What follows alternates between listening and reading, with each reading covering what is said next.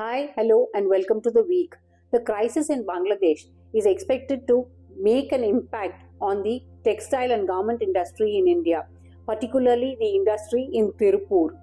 India as a whole exports $1.7 billion worth of cotton yarn, and fabrics to Bangladesh. In turn, we export $2 billion worth of garments from Bangladesh. So, the crisis in Bangladesh is expected to make an impact on the import and export of the textile and garments. In India, textile hub is actually Tiruppur. So, most of the entrepreneurs in Tiruppur feel that the crisis in Bangladesh could have an impact on the industry as a whole. So, there might be short-term gains is what they feel, because there will be potential delays in the supply chain, because the international market, particularly the international buyers, will not accept any delays in supply. So the entrepreneurs in Tiruppur feel that there could be short-term gains out of this, but it is actually a wait and watch policy for them, because there might be changes, because the interim government has taken over, and so the factories have already started functioning in Bangladesh. Absolutely, it has come back to normal and we are working very peacefully. Okay, we have here the garment industries are vertical, right? So vertical means we don't have land which is we can go horizontal and other things. And vertical also means that we have dyeing factory and other things. But here I'm what vertical means that we go up. All these textile industry owners in Tiruppur were depending on Bangladesh because of the lowest prices there. So if the factories in Bangladesh start functioning again, the supply chain might not get impacted or might not get affected actually. So if there is an impact, it could be because of the potential delays in supply chain, and there will be short-term gains out of this. This is what Mr. Prabhu Damodaran, convener of Indian Texpreneurs Federation, told me over phone. Actually, the monthly run rate of India's apparel exports is in the range of 1.3 to 1.4 billion dollars. Bangladesh for the same month they are doing around 3.8 billion dollars. So their volumes are much higher than India, and this crisis definitely created a psychological impact among the buyers. But any short-term real impact, we are not expecting much changes on the ground, because Bangladesh factories, whatever we are getting information from them, they started working well, and even the policy makers there and as well as the entire ecosystem want to run factories as early as possible, and already production started.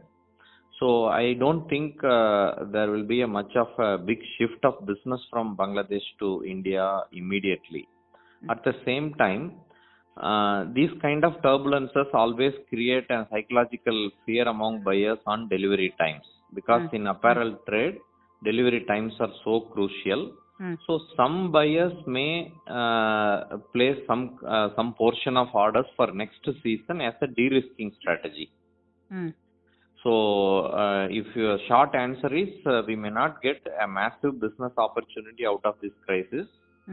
Only a small time to time, a small shift of orders may happen for a season.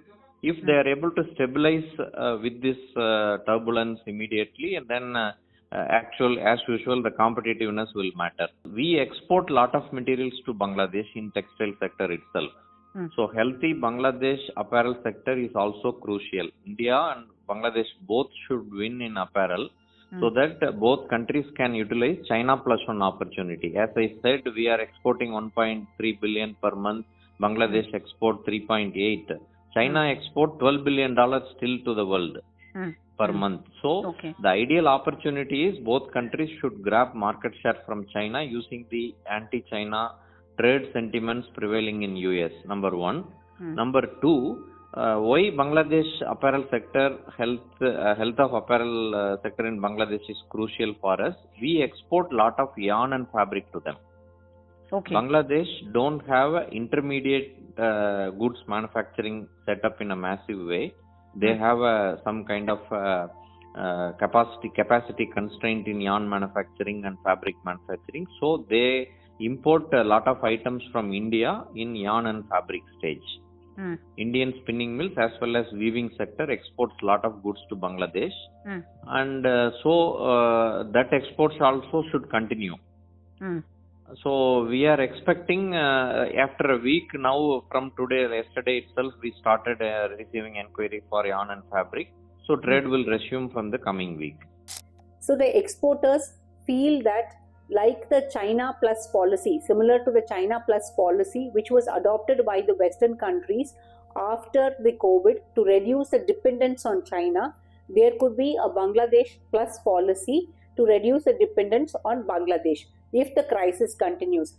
See, Tiruppur, they can do only small quantities. There are very small players like Shahi, and then or something like like Saidi, which are bigger. But they also struggle getting workforce, a skilled workforce. And they are not actually the workers in India. I don't think they are that disciplined to understand that. And the volumes, they will not be able to meet the volumes and delivery dates. Okay, they are very much unreliable in deliveries. Fashion is all about deliveries. You have spring summer means it has to go within that particular period. Otherwise, if it's not in the shops, it will not sell well. It's like if Deepavali is coming in India, and during that time you require lots of that's the time when the shopkeeper requires the goods, and you send it after Deepavali, what he will sell, right? So that way, Bangladesh is very mature, and I don't think Tirupur will be able to match that maturity and quantities. So if the factories in Bangladesh, that the government factories in Bangladesh start functioning on a regular basis and the supply begins, there might not be a Bangladesh Plus policy. Suppose if there is a Bangladesh Plus policy and if it comes into force, then India and Vietnam will gain out of this.